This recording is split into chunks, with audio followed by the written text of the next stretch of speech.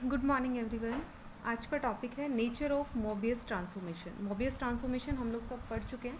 Mobius transformation किस form की होती है? W equal to a z plus b over c z plus d where a d minus b c is not equal to zero.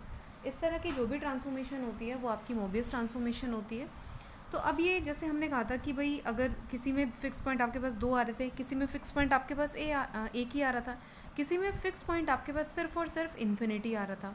तो अब क्या case है कि अगर मान लो आपके पास सिर्फ एक फिक्स पॉइंट आता है तो क्या शेप बनेगी? अगर दोनों फिक्स पॉइंट हैं तो क्या शेप बनेगी? ठीक है, एक अगर इन्फिनिटी आ जाता है, दूसरा अगर फाइनाइट आ जाता है, तब क्या होगा? तो वो कुछ केसेस हमने डिस्कस किए हैं। तो फर्स्ट केस क्या है? पैराबोला बनेगा कब? Only one fixed point Z not. अगर आपके पास सिर्फ और सिर्फ एक ही फिक्स पॉइंट है जेड नॉट, तो क्या बनेगा? पैराबोला बनेगा। तो एमसीक्यू के अकॉर्डिंग ये बहुत इंपॉर्टेंट है रिजल्ट। फॉर्म क्या होती है? 1/w minus z not. वो 4 रिजल्ट्स हमने किए थे, वहाँ पे हमने डिफरेंट फॉर्म भी डिस्कस की थी। This is equal to 1/z minus z not plus h when z not is not equal to infinity, and when z not is equal to infinity then value will be w equal to z plus h. ठीक है, तो अगर एक fix point है, चाहे वो finite है चाहे वो इनफाइनाइट है, आपका पैराबोला बनेगा।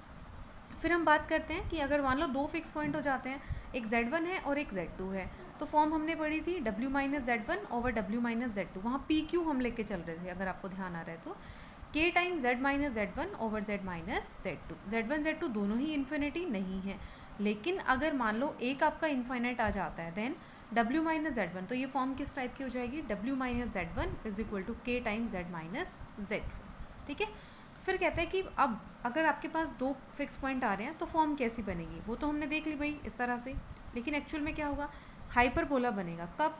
When k is greater than zero. Hyperbola कब बनेगा? जब k आपका ग्रेटर देन जीरो होगा, but is k is this one. ठीक है, फिर कहता है एलिप्स बनेगा, एलिप्टिक होगी शेप। कब? व्हेन k किस टाइप का होगा? e raise to the power iota alpha type का होगा, when alpha is not equal to zero.